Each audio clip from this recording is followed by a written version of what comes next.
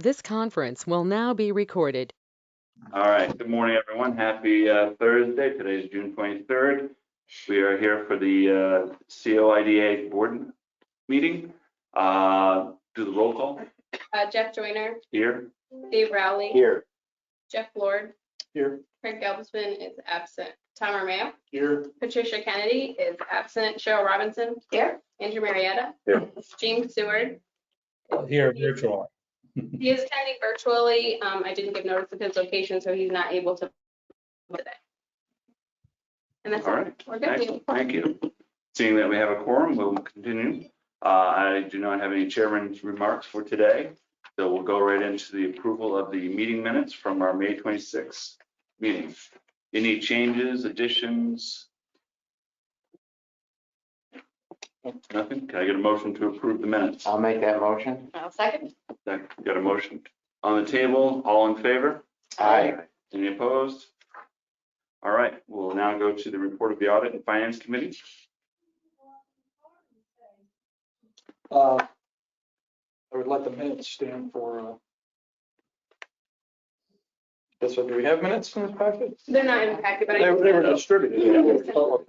So I'd let the minutes stand for the report of the most recent meeting. All right. Any questions, comments, concerns about the minutes? If not, can we get a motion to approve? So moved. Thank you. Second. I'll second. Thank you, Cheryl. All in favor? Aye. Any opposed? All right, bills and communications. If you'll notice, there is a fee in there for Harry Hawley. That's for title insurance for Richfield Springs. And then there's also $200 to the Oneonta Abstract Co. And that was for research that was done on Richfield Springs. And then I believe, and then there's Southern Tier 8, there's that $1,000 sponsorship that we discussed at the project committee meeting for the broadband conference. And then for deposits, it's just two month payments, and that's it. Okay. Any questions, comments concerning bills and communications? If not, can I get a motion to approve? So moved. Second. Second. Thank you. All in favor, say aye. Aye. Any opposed? All right. Report of the projects committee. I would let the meeting minutes stand. I do want to note we did receive after the projects committee meeting the historical background on the property in the Oneonta Business Park, which we will discuss at the next projects meeting. Just wanted to bring that up in terms of that follow through. Great. Thank you. Any questions, comments, concerns regarding the project committee minutes? If not, motion to approve. Make the motion. Thank you, Jeff. Can I get a second? Second. Thank you, Tom. All in favor? Aye. All right. New and unfinished business. Jody. I guess the news is that the board of directors for the New York State Housing Trust Fund is voting today to approve an oxygen grant for $7 million. So that's very promising. Difficult grant to write. And it saves, I think, 21 jobs and creates another 30 jobs. And we met with the town supervisor yesterday, and he's really excited about moving it. Great. That's something good news. And that's really the only one. I did meet yesterday with Custom Electronics and Grid Edge out of Massachusetts. They're looking to do 3 demonstration projects in Oneonta, which is a electric grid, mini grids for each of the buildings that they do. Some of the financing, not directly from this, but from some of the other. Won't be working with them. Actually, doesn't know how maybe. She doesn't know about technology. When you say grid, are we talking electrical grid? What they're doing is a combination of either solar and wind electricity grids. There is a combination of Greenwich. They are experts in interfaces with different systems and grids. Custom Electronics has the battery systems that they want to use to store that. And whatever they don't use on Saturday and Sunday will be put back into the grid in the state. So what you're looking at. So in theory, or if the customer electronics working on a battery that what's broken internally, if you're generating too much at 2 o'clock in the afternoon, you can't store it and use it tomorrow or tonight. Are they working on battery to give us that capacity or something? Yes. Mark, down the road? So that's what I'm saying. And ultimately, they want to provide that technology as we're developing to other sites in the county, the county government.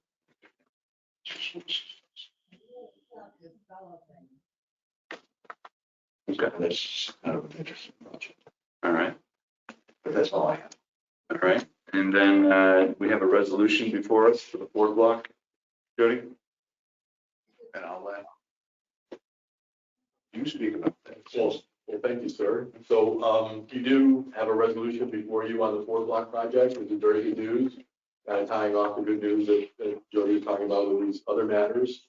If you go to the resolution, which was sent to Megan, and thanks for getting everything out to people. If you go to page, there's a couple things that I'd like to highlight. You go to page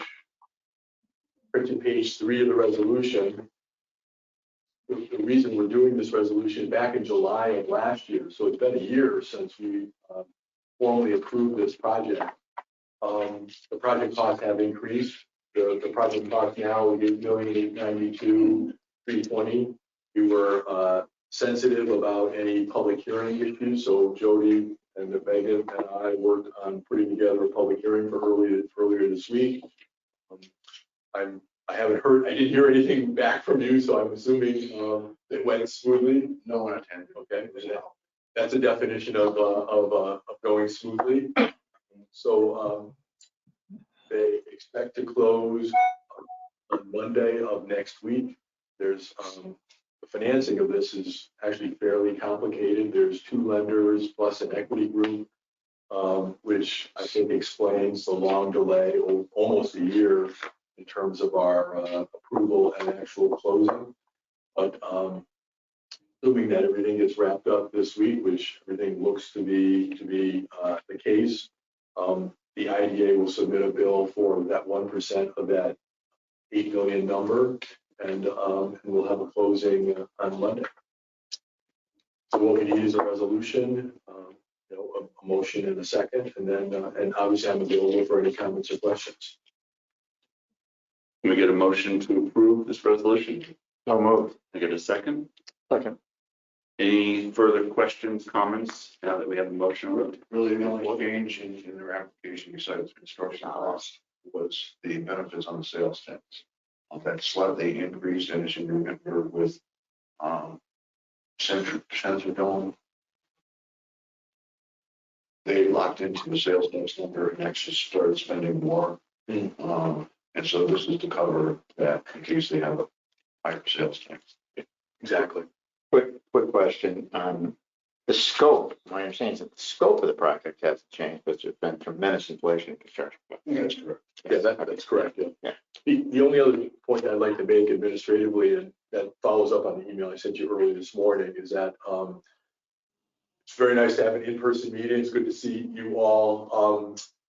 The remote meeting situation has created some paper issues in terms of getting resolutions signed and certified. I brought file copies of resolutions for certification by the secretary. Craig wasn't able to make the meeting this morning. It's very common for a board to have an assistant secretary. So I would suggest that maybe we did that We did that before. Okay. There we go. Okay. Then you're ahead of me. Yeah. Good. Great. So any further questions, comments before we do a roll call vote? Megan, will you do the roll call vote? Jeff Joyner, Yes. David Kelly, Jeff Lord, Yes. Craig Albisman is absent. Tom Armayo, Yes. Patricia Kennedy is absent. Andrew Marietta, Yes. Cheryl Robinson, Yes. James Stewart is here but absent for this vote. So the motion passes. Yeah. All right, thank you. Next is the proposal for grant assistance. Jody? We discussed it at the project committee meeting. This is just a authorization for us to reserve $25,000 should we want to use them as a consultant on help us write grants. Right now, I'm working on finished up the grant in-house, doing the additional funding to the Innovation Acceleration Center, another 15,000, which would reduce our match to academic funds. And we're doing in-house the AOC application for additional $500,000 for this experience. Right now, we don't have a need for them, but should we, in the future, we come back to you and say, we're going to do this particular grant. Are you looking for us to approve though, moving forward with that, so that if you do need them, that's lined up, or you have to wait for another board meeting for that? What it is that it's, I've been pushing them off because we didn't have one board meeting. And then we just, the finance and project committee, I keep telling them that we haven't gotten official approval to go ahead and sign this. So this would allow me to sign the proposal, and I would still come back to the board to tell you what we're.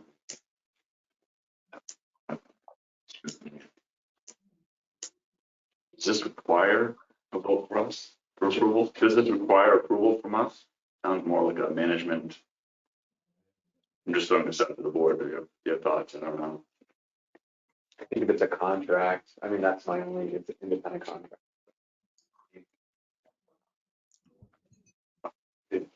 I just don't want to sign something and not like this. All right. Well, So I'll let you know. sounds good. Just don't have a-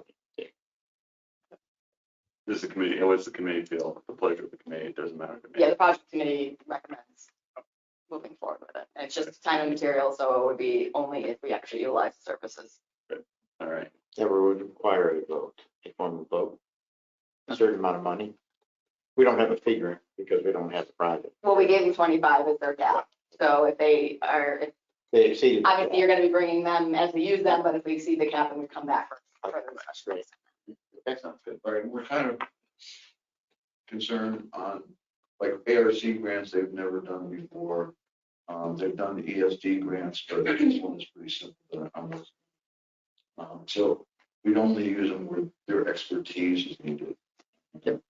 Probably just that I don't want to do it. All right. Next thing we don't have on the agenda, but we're going to add it to is, circling back around the policy around Zoom meetings around. So I know we have Joe here, so if you'd like to give us your thoughts and Yes, and I actually, recommendations. we have some materials here.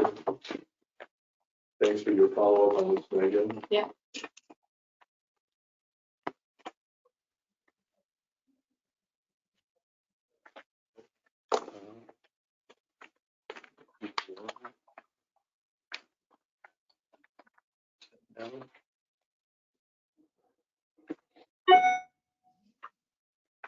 Yeah, we got one more over there.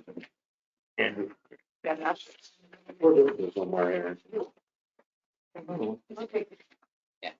Need more against it. And I'll just pass these three to set of three for whoever's. Oh, it's that horrible.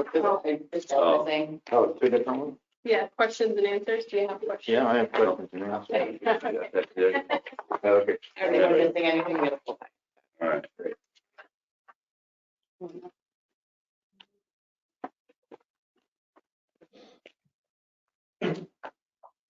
So before the meeting started, I did overhear Megan explaining the change in the law.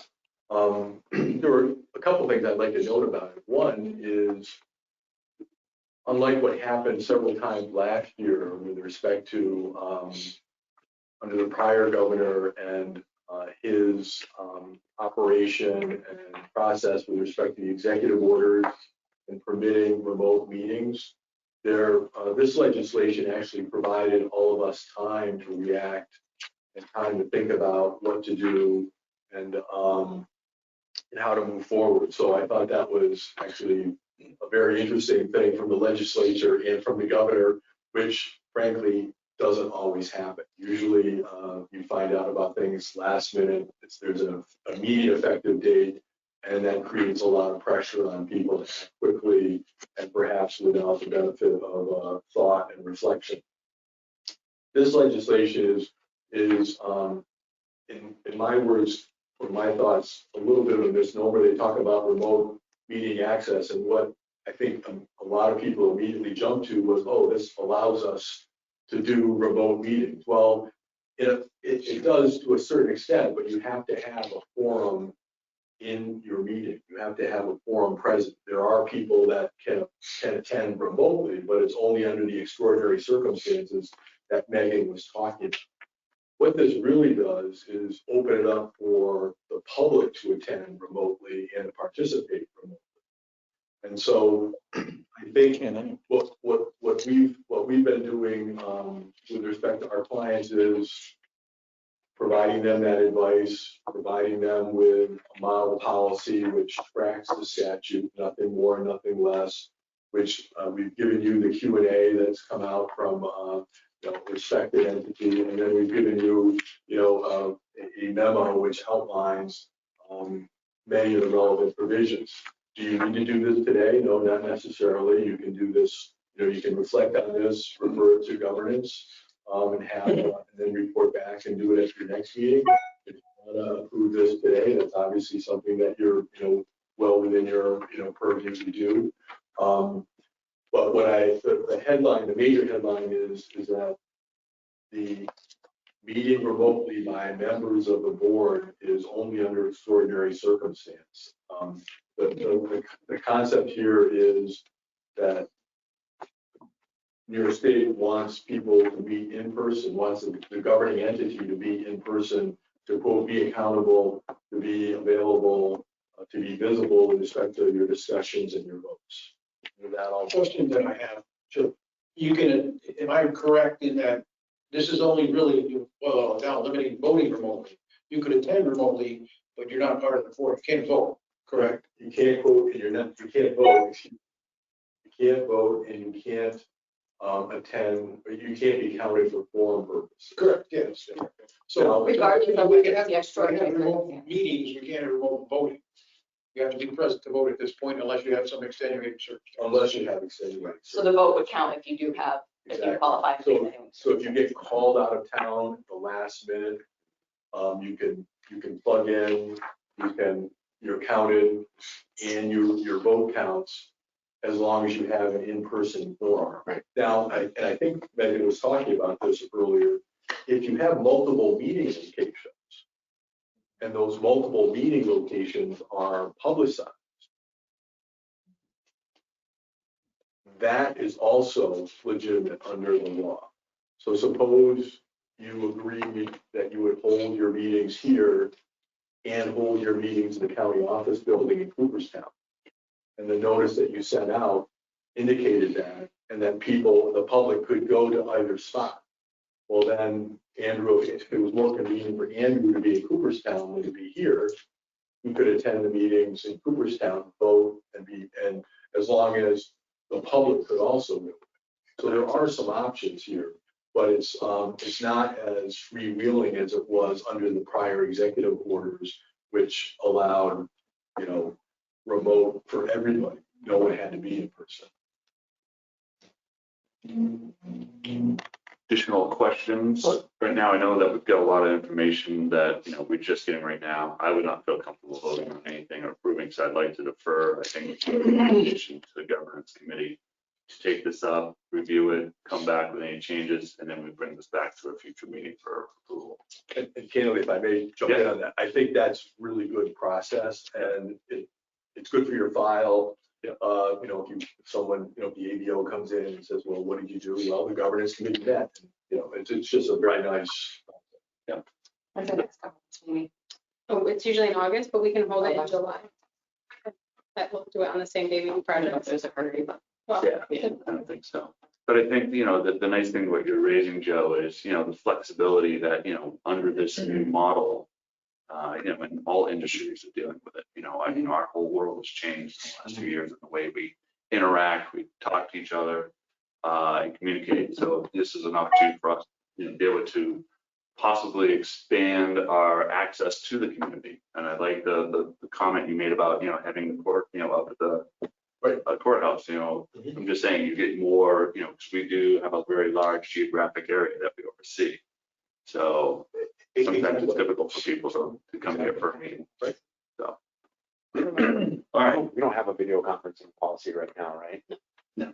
Because Megan was just talking, I mean, the county, we passed one a couple of years ago and we're talking about it today, but our county attorney did not integrate the extraordinary circumstances language, so that point will be raised today, but I think ultimately we'll end up putting it in, is my guess. But we already had a video conferencing policy in place that allowed, if a county member was in Florida, as long as it was 10 days in advance and the location was a public location, we could message it. They could be in that location, participate in the meeting, vote. We embrace that. This had to be in 2017 or 2018, pre-COVID. So that part of the law wasn't changed, wasn't added by this. Right. That was under prior law. Yeah. What I jokingly tell people is, well, the prior law allowed you to meet in your kitchen or have someone join or be present in their kitchen, as long as they were comfortable having other people in the kitchen. Right. Yeah. In that case, that policy that allows you to be on vacation. technically, yeah. Sounds like it would be a violation of this policy. Not if you have the notice. So the idea is if you So if you have give the a notice, notice of and the public location, and access. the public could Right. access it. It's almost bifurcated. Okay. There's a fork in the road. Yeah. You've got the extraordinary circumstance. You've got, as long as the remote location is available to the public. But what's the definition of available to the public? If you're on vacation down in Florida, how available is that to the people in this community? So that's why that's the only. Well, they might be down in Florida too. Possibly, but I'm saying, You don't know who's going to show up if the address goes into the notice. right, But your point is practically Right. serving the Otsego County. county, right. Yeah.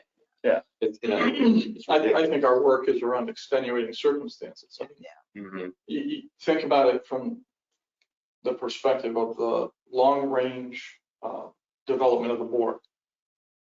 As you said, things have changed, right? Everybody can remote, they can Teams, they can Zoom. That's how business is done now. And allowing people who have very busy schedules who want to remote is going to be big for replacement bodies as we go forward. Mhm. Because everybody has, and for us, I mean, obviously we all have multiple roles and a lot of other things we're doing. We got to think about that.